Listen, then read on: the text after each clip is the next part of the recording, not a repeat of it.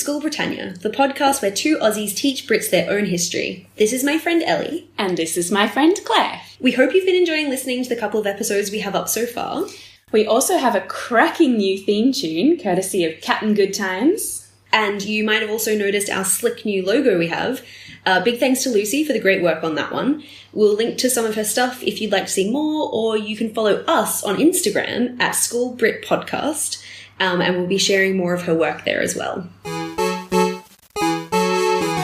So, what will you be teaching us about today, Claire? Well, Ellie, I'm going for a classic, Punch and Judy. Ooh. Yeah.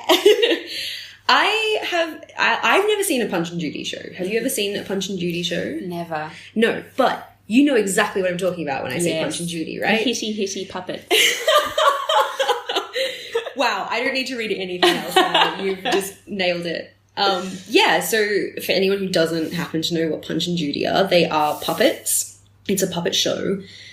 Punch is the star. He is usually this kind of hunchbacked, pot-belly, squeaky-voiced, violent guy. He carries around a big stick to hit all the other characters with. And his famous catchphrase is, "That's the way to do it." Quite scary. Yes. Yeah, he seems like a strange guy. Is it for kids? Well, it was not originally for kids. Okay. But it's adapted over time to become more of a kids show. Uh-huh. So there are other common characters in the show, including Judy, his wife, Toby the dog, Punch's girlfriend, Pretty Polly. Hang on. Oh, wow. Yeah. All right. Punch is a modern kind of guy. Well, I think he's an old-fashioned kind of guy. Not letting marriage get in the way of a good time. Punch and Judy's child, who's just called Baby. Oh. Yeah. And whom Punch is notoriously bad at looking after. The policeman who always comes and tells Punch off. Uh-huh. And then the crocodile, who is always the bad guy. Crocodile. Wow. Yeah. They always use like slapstick comedy, literally the stick slapping noises, hence the term slapstick comedy. But Punch actually has an Italian background. He comes from the continent. Is this the, whatchamacallit? Yeah. The thingy. Yeah, exactly. Yeah. Do you want me to say it with some real words? Yes, I would. So there was a type of Italian mask performance called Commedia dell'arte. Dell'arte. Commedia dell'arte. Commedia dell'arte. I'm just going to cut you in saying that. We should get a real Italian person on saying that beautifully for us. You can tell I did 7 years of Italian at primary school. 7 years? Wow. Yeah. Can you count to 10? Nope. Cool. Also, couldn't even introduce myself. So these Commedia dell'arte created the masked character Punchinella or Punchinello, which was anglicised to Punch. Wow! Yeah. That's mind-blowing. Yeah. We did Commedia dell'arte in my Year 12 drama class. Oh, fancy that. I don't remember exactly what we did, but I remember they're like archetypal characters and that they're all kind of the same. Well, they have character tropes and particular movements. Very much like Punch and Judy, where like there's not necessarily a singular there isn't a singular Punch and Judy script, but there's all these tropes that get played out every time you see a Punch and Judy show. Yeah. Cool. So like very strong influence from that. Wow. The name might also have come from the word pulcino, meaning chicken, referring to the character's beak-like masks and his, like I said, really squeaky voice that they always put on for him.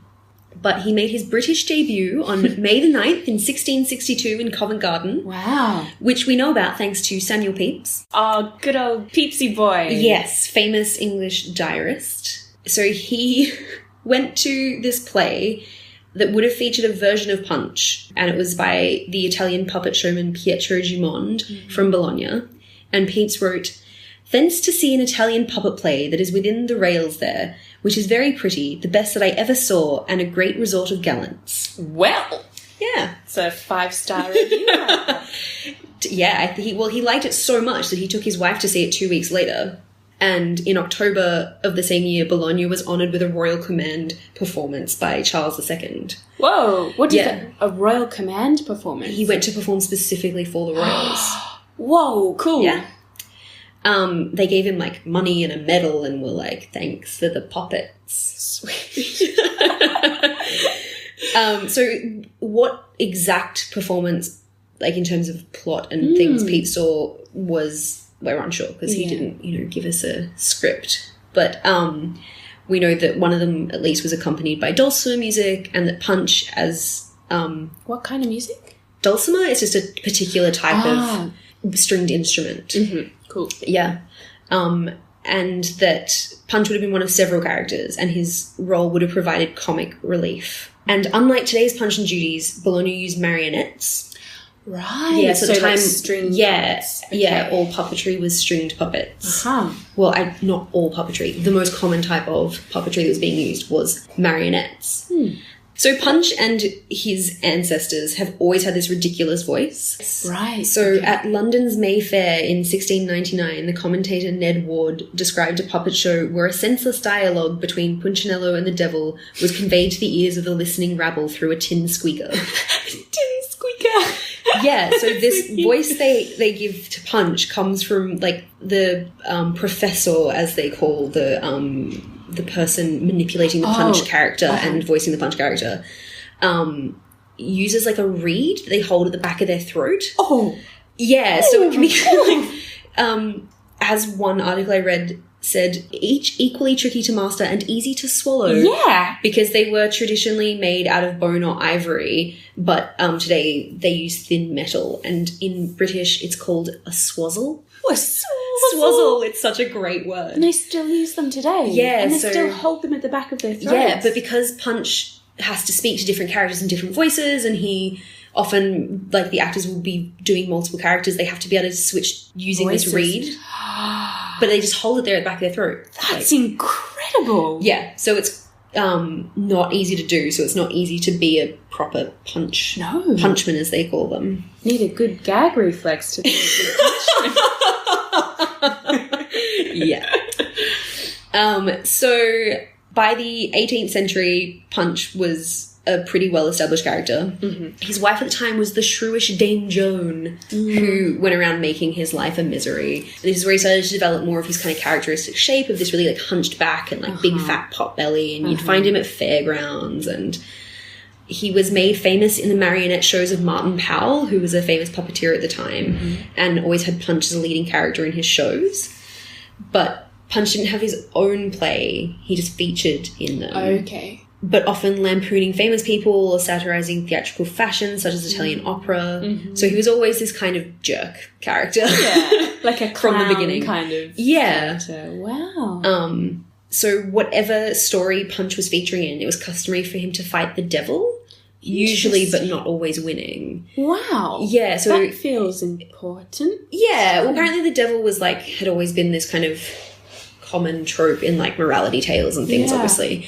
But Punch would fight him and usually win. But that's where the crocodile character comes from, is the replacement for the devil, because it's a little bit more softened for kids and it's less of a statement. Yeah. You can have a bit more fun with just making it a bit silly. Whereas, like, when he fights the devil, it was usually intense. About having, like, a morality tale behind it. Yeah. Gee. Yeah. I don't know, crocodiles are pretty full on, though. Would you rather fight a crocodile or the devil, Claire? I'm still gonna say a crocodile because I'm not grappling with the concept of my own morality when I fight a crocodile. That's fair. Just my impending death. I think if I was very good at the violin, I might go devil on that one. Do you know that? The devil loves to fiddle. So if you can, like, challenge him to a fiddling duel. Right, well, I'm definitely taking on the crocodile then, because I can't play an instrument to save myself. I can see you wrestling crocodiles. It'd be fun. I think you'd be quite good at. You'd be very just the small ones, preferably. The wee baby ones. So Punch was just getting more and more famous. Mm-hmm. He had a theatre named after him. Wow. Yeah. So in 1738, actor and puppeteer Charlotte, I want to say Chark. Uh-huh. Someone can correct me on that. How do you spell it? Charke. Chark, yeah. Yeah.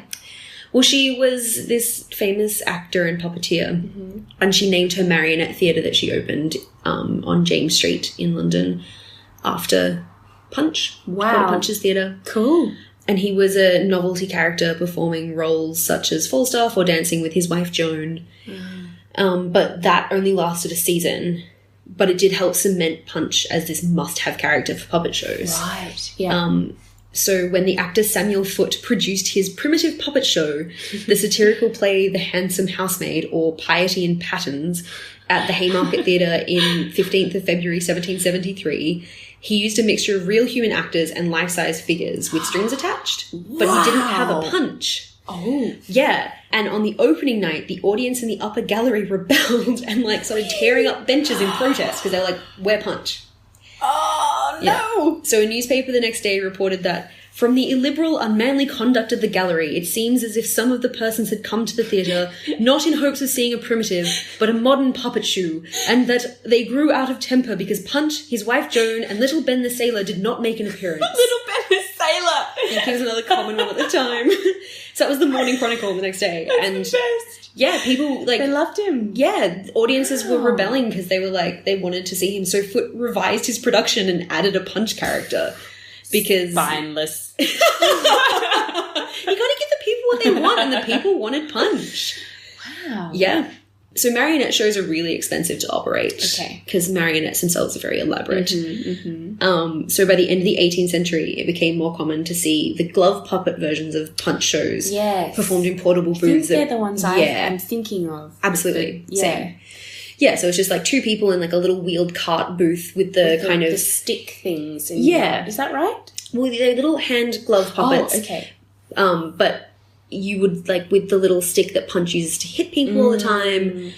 So the gloves are kind of, you know, hand-sized. Yeah, they're not huge. And it's just a small kind of theatre little... Yeah, they have, like, the little curtains to make it look like it's its own mini theatre, but there's usually only one or two people in there at a time because they're small little travelling booths. Yeah. So basically it was just a financial thing that kind of pushed it towards that style, but that's how I think of them as well.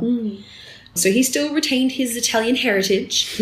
Many of the new glove puppet performances were done by this influx of Italian showmen to London. Cool. An illustration published in London in 1785 refers to it as the Italian puppet show still. So people still knew that's where Punch came from. Cool. Yeah. And these shows were becoming a really familiar sight on the streets throughout the 19th century. Their performances were often heralded by drums or panpipers, played by the punchman's accomplice or bottler, whose job it was to collect money in a bottle for the shows. I just love that he's called a punchman. That's such a cool job title. I know. Well, as, like, the whole thing with, like, having this read and knowing how to manipulate puppets and do the voice properly, like, it was actually quite a skilled profession. Yeah. And they were just everywhere. Like, you know, if there was ever a fair, there was always a Punch show. Gotta have your Punch and Judy. Yeah. You might be getting to this, but can I ask a question? Please do. It's very violent, isn't it? And it's pretty domestic violence-y, right? Well, yeah. My strongest kind of reference to Punch, like, I've always seen it in the backgrounds of things and, you know, you kind of hear about it. Like, you see it in, like, old-fashioned, like, movies and stuff. Like, period pieces. There's always, like, a Punch thing happening in the background at the fair. Yeah. But I know about it from the Rivers of London book series by Ben Aronovich. Yeah. So and there's this really elaborate come-to-life Punch character. Yeah. And... he is extremely violent, but like gleefully violent. And that's how I had always had him in my mind. And yeah, he spends a lot of time running around with this giant stick hitting his wife. Hence the policeman as a really common character as well, because he's always there to chastise Punch for that. Okay. But Punch still keeps doing it. Yeah. Yeah, wow. Yeah. But that was a problem. So he was referenced in Dickens novels. Yeah. And Dickens defended him as an enjoyable fantasy that wouldn't incite violence. And a lot of people agreed with him, but a lot of people also opposed it and thought it was... Dickens would have wanted Kevin Spacey to stay on House of Cards, obviously. Look, I'm no fan of Dickens anyway. But throughout the 19th century, he became more kind of distinctly British. So in 1801, an engraving shows Punch still wearing this, the sugarloaf hat or the copperlone. And the white smock of his Italian brethren. Oh, yeah. And that's really similar to, like, an Italian show that was depicted in 1815. Like those images are basically identical. Yeah.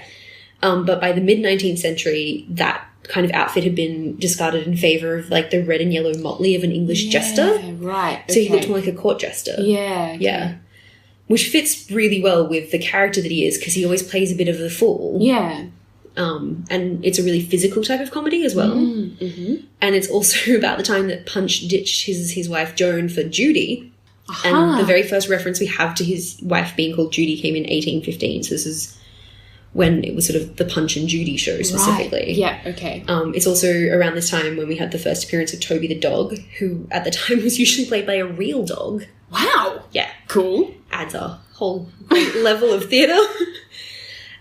We have like a first script from then as well, from 1827. Cool. But the storyline was always really adaptable, and it usually referenced like topical issues and satirized them. That's really cool. Yeah, it's really adaptable. Flexible to whatever needed to. Yeah, like I think the idea is you'll never really see the same Punch and Judy show twice. Cool.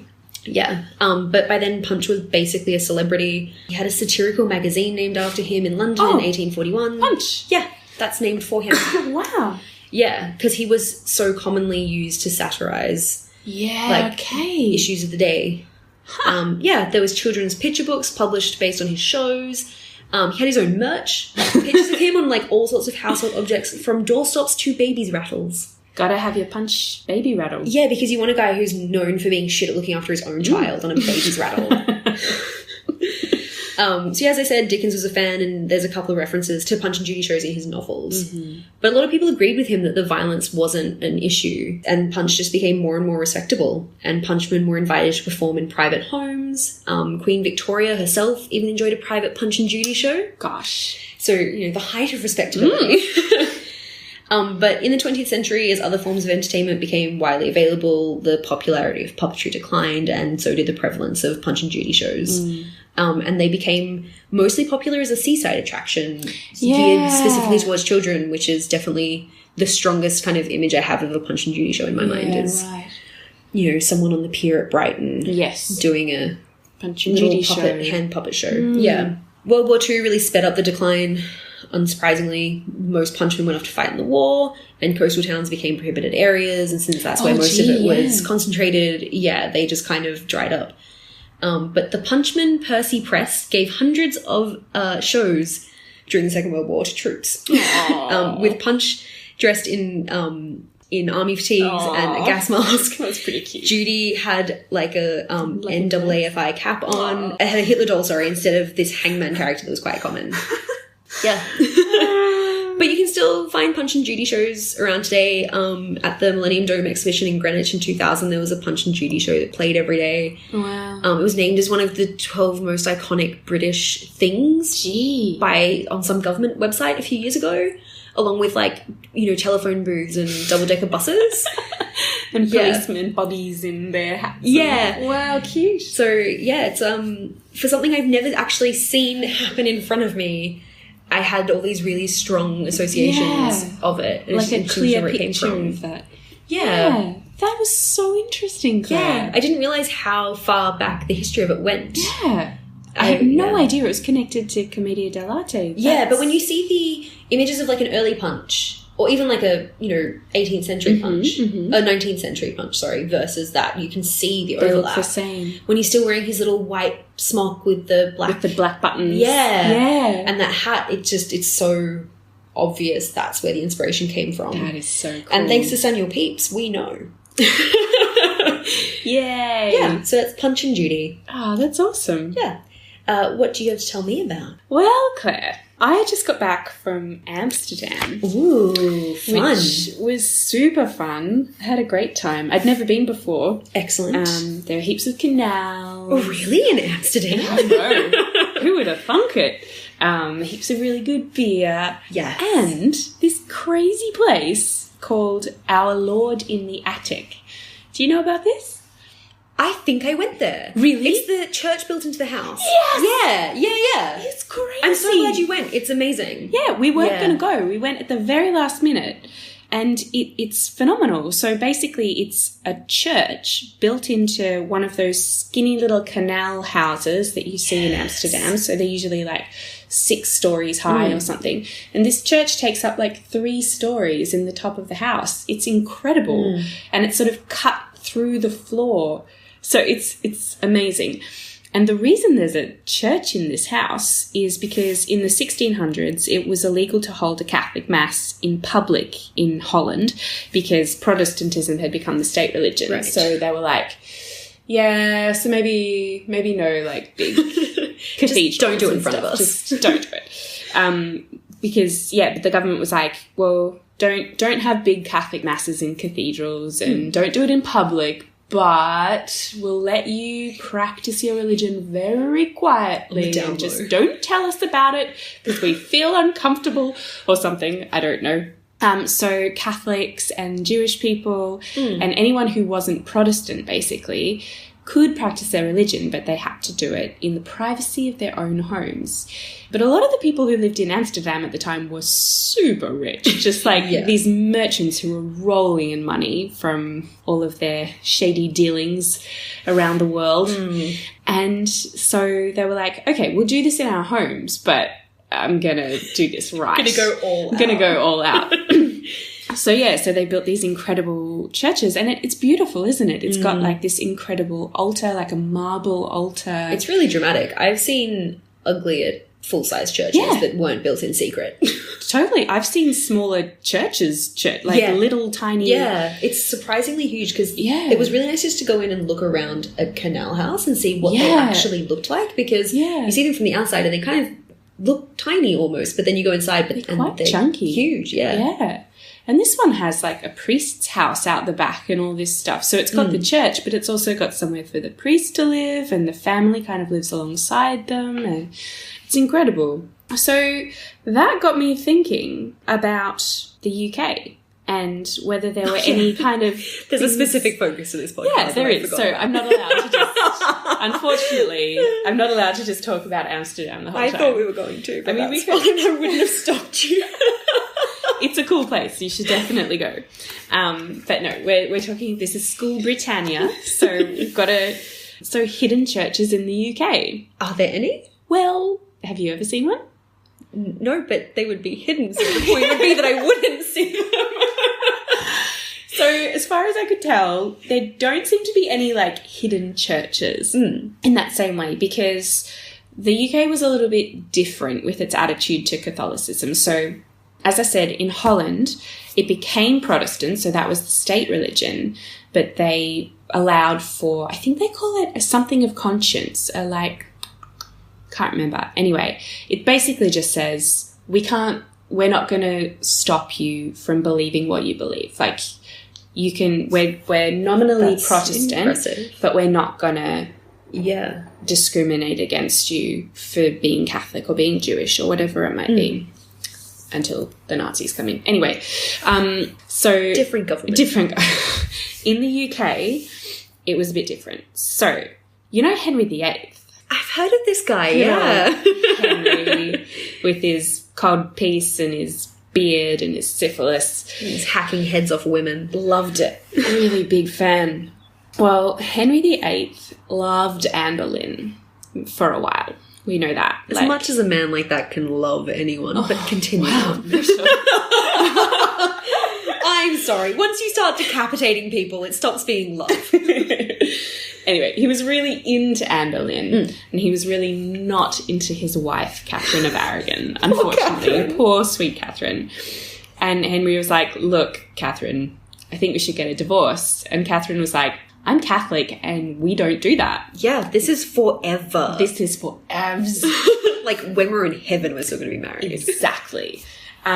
So Henry was like, just doesn't work. really want to bone Anne, though.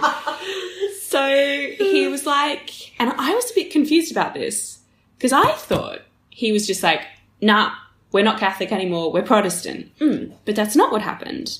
So, yeah, do you know this? But I recently found out it's far more complicated than I had thought it was because I was raised Catholic, so we just got this whole Henry VIII was awful. He decided he didn't want to be Catholic anymore because he wanted to be able to get divorces. Isn't that terrible? Then he invented Anglicanism. Yeah. So he invented the Church of England. Yeah. Which I thought was Protestant, but when he started it, it was still Catholic. Yeah. So it was like, he was like, no to the Pope, but all the other stuff still I'm cool with. So he basically like created an offshoot Catholic church that was just the Church of England. Yes. And it became high treason to be Catholic in the Roman set, like to think that the Pope was the head of the church and not Henry.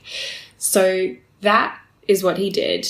And he started like going around disbanding monasteries because they were like, no, we really, really think the Pope is probably more qualified. We kind of dedicated our whole life to believing in the Pope and believing he's like chosen by God, so we're not really going to let go of that. And, you know, the Pope was a priest once, like he's kind of done, he's read the Bible and I don't know, I guess Henry VIII had probably read quite a bit. But still, they were keen on the Pope and they were not keen on Henry VIII. So he went around taking the stuff and burning down their monasteries and all of that. So it became a little bit tricksy to be a priest in the UK because, high treason meant death. Because Henry is the head of the Church of England and also the king, it means that if you don't... Double plus treason. Yeah, exactly. So it becomes treason to follow the Pope. Yeah. Because Henry is your king and also your Pope. Which is pretty full on, isn't it? It's a lot of hats to wear. Yeah. I never really thought about it that way. I just thought he was just like, yeah, nah, mate, to the Pope. And I knew he set up his own church. I just thought it was a little bit more... Like, I kind of never really thought about how he saw the religion playing out, etc. Yeah. But I knew that he basically was like, I don't want Rome to have power to make decisions. I want to have the power to make decisions so I can do things like grant myself a divorce. yeah, and Bone Anne Boleyn. It's all about sleeping with Anne. She must have been quite hot. Something. So hot. Yeah, and chatty, I reckon. Like, don't you think? Yeah. Good chat. Good chat. Like, real good banter. So it was still Catholic till he died. And then his son, Edward VI, who's the kind of one who gets characterised as being really sickly and stuff because he died really young. Yeah. So he sort of moved England, the Church of England, which had been Catholic, towards Protestantism. Yes, because Protestantism was a whole thing that was happening in Europe at the time, like Calvinism like and Lutherans and all that. Yeah, they were Protestants, and I kind of just assumed Henry VIII invented Protestantism. Yeah, I know. I can relate to that. Yeah. That's kind of what I thought too. Or that he'd read these and he was like, no, I want to be Protestant. But I want to be Protestant because I want divorce, not I just want divorce. Yeah. I have a deep-held religious belief I need to express. So Edward obviously had a deep-held religious belief, or some advisors who were like, dude, just become more Protestant. So he did that, but then he died young, like we said, and he was replaced, or like, what do they call it? The next person after Edward was Mary, as in Bloody Mary. And she's called that because, so she was Catholic, like really like a dedicated Catholic, because her mum was Catherine of Aragon, the one that Henry VIII divorced. And she was like, no to the Protestants. And I think she did a bit of like beheading herself and burning. Look, I mean, if I was a monarch at the time, I'd be like, I'm allowed. Really? I might give it a crack. Context. Okay. Don't cross me. Remind me to not give you any power. I thought you knew that already, but yeah, don't. Yeah, so Mary's Catholic. And so the priests are like, whew, we're thank goodness. But then Mary died. Oh, no. So she was only queen from 1553 to 1558. Oh. Which is like... Not a lot of beheading time in there. I mean, I think she was pretty efficient, but still, she died. And then our favourite queen, Elizabeth I. Lizzie. Took the throne, and she was a Protestant. She was really into the Protestant thing. And so hang on, let me get this right. So you could still be Catholic under Elizabeth I, but it's still high treason to be like Popey Catholic. Yeah. And it was illegal for priests to come into the country. So that's because she was basically like, she was being attacked on all sides by people who were like, England should be Catholic. So she's got Mary Queen of Scots in Scotland, and people rally around her as like a Catholic queen for Britain. And also Spain was a Catholic country, and they were like, no, you cannot be a Protestant country. So she's being like really pushed on all sides to make England Catholic. But I think she must have had some quite deep-seated beliefs, because she really wanted England to be Protestant and have its own religion. She was Henry VIII's daughter. Yeah. I mean, when your dad invents a new church, you're gonna believe in it pretty deeply, right? But, well, she's the it's Church of England, but she wants to make it Protestant, not Catholic. Yeah. Right. So, okay. Oh, so that is still, that's still a thing. Right, of course. So, but, she was just way more into the Protestant thing. Yeah, and really wanted that to be a thing. So during that time, you could not enter the country as a Catholic priest. You'd be put to death. Right. Basically, that wasn't But if you were a Catholic person, I think you could be living in England, that was Catholic. fine. Yeah, but as long as you still acknowledged her as the head of the church. But then it would make it hard to do mass if you didn't have a priest, wouldn't it? I don't know. Yeah, it would, but you could still personally say, hey, I'm Catholic. You could. And not go to a Protestant service and hold your own personal services. But you've got no priest. Yeah, I know, but you can still pray to your Catholic God. Yeah, I mean, you wouldn't be able to baptize your children if you don't have a priest. You wouldn't be able to get married as a Catholic. Go to confession, which I know is important. Yeah, you wouldn't be able to receive communion. You wouldn't... Yeah. So it seems like she's making it pretty hard to be Catholic, even if trying to just starve them out, basically. Kind of. Just make it so awkward and difficult that you just become Protestant. Interesting. So there were a few noble families in England, though, who were like, no, we're Catholic. We're going to stay Catholic. Thank you very much, Elizabeth. And to do that, they built these things called priest holes, which are basically, they're like little cubby holes that you build into your house where you can hide a priest. So I sort of thought they would be quite similar to the massive church in the place in the Netherlands. But I guess the difference is, in the Netherlands, you were allowed to be Catholic. That was fine. It's not like they would walk in on you practicing a Catholic mass and, execute you for treason. No. They were like, that's cool, you can do that because it's in your house. In England at the time, they were like, no. If you've got a priest here, he will die. Like, we will kill him. So they built these like tiny little holes, which... How tiny is tiny? Well, some of them are really tiny. Like, there's one that was 3 feet and 9 inches, like, cubic. Jesus. Yes. So you have to squeeze into that. They're super temporary. Like, I have to emphasize. So no facilities. No facilities. You don't want to stay in there for very long. Okay. Were there at least air holes? I don't know. I think so. It depends. It depends on how rich you are and how well your priest hole has been built, I suppose. Because I think they were the kind of thing where, like, there were these people, priest hunters, who were called poursuivants, which just means pursuers in French. And they would like rock up at your house and be like, hey, I heard you're Catholic. Got any priests? Got any priests here? Bring out your priests. Exactly. And then you'd be like, oh, hello. No, I don't have any. I don't have Father John standing in my attic. And Father John would hear you and be like, ah! And then just run into the priest hole. So it was like emergency. It was emergency accommodation. This was not like a full-time living situation. Right. So some of them are super tiny and they're kind of all over the place. I don't think you needed them for very long. So it said, I was on the website of the National Trust and they have a lot of great information about priest holes if you want to look that up. But most of them were built from between like 1550 to 1605. So not super long, because Elizabeth was off the throne in 1603. Right. So I think it's mostly sort of her reign when they're needed. Because then you get James I, who's Catholic again. So that'd be why. Yeah, so the one that kept popping up was Baddesley Clinton in Warwickshire, and that was like a safe house for Catholic priests. So there were heaps of priest holes all over the house, like under the staircase, behind the fire, in the attic. There was one that was like above the lavatory. That was just hide them in the cistern. Yeah. Oh, so gross.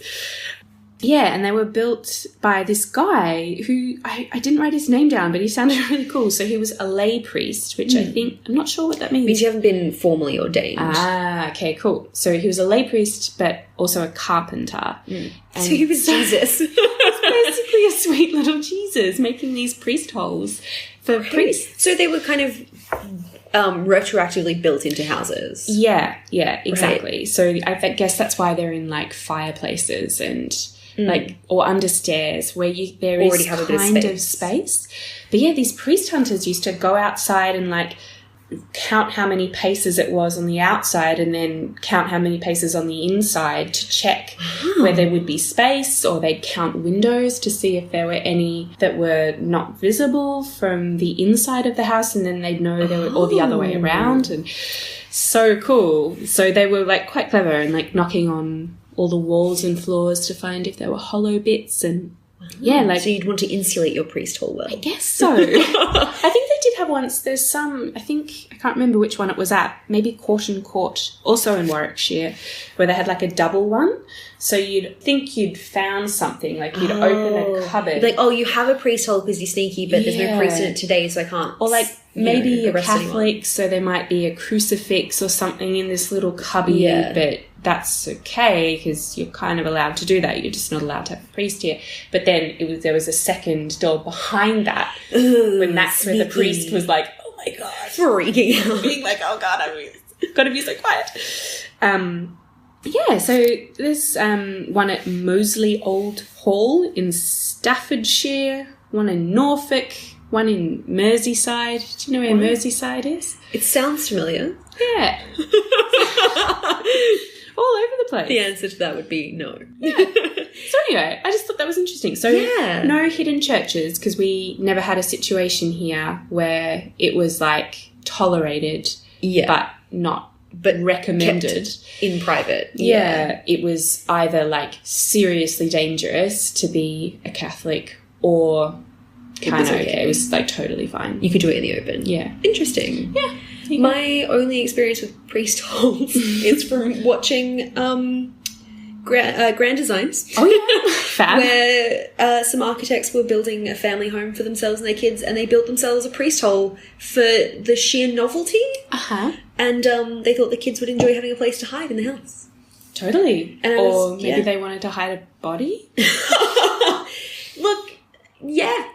They seem like they could be useful for lots of things, though. I mean, it's interesting that they got so notorious for being specifically for priests. I mean, obviously because of why they were originally built, but I'm sure they were used for lots of things after that. That'd be quite cute, wouldn't it? Modern usages for of priest holes.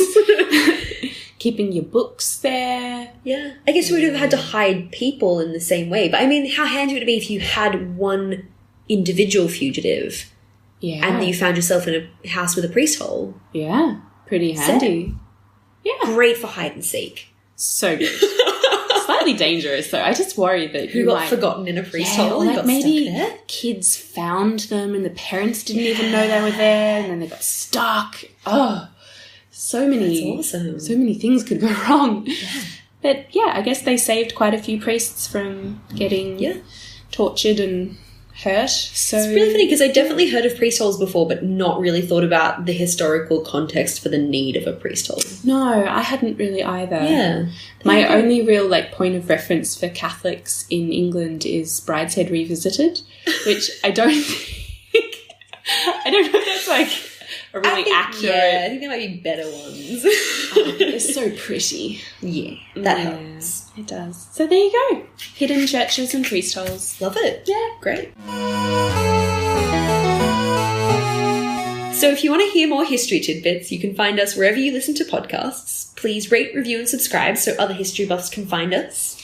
If you want to know what sources we used, please go to our SoundCloud page and we'll put the link in the description.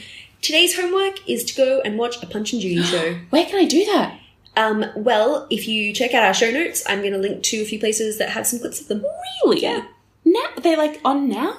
No, I think they're all okay. like, past ones that have happened that people have filmed. I'm just really pumped to go and see a real live Punch and Judy show now. Yeah, it's on, kids. Let's do it. Woo! Thanks, everyone. Bye.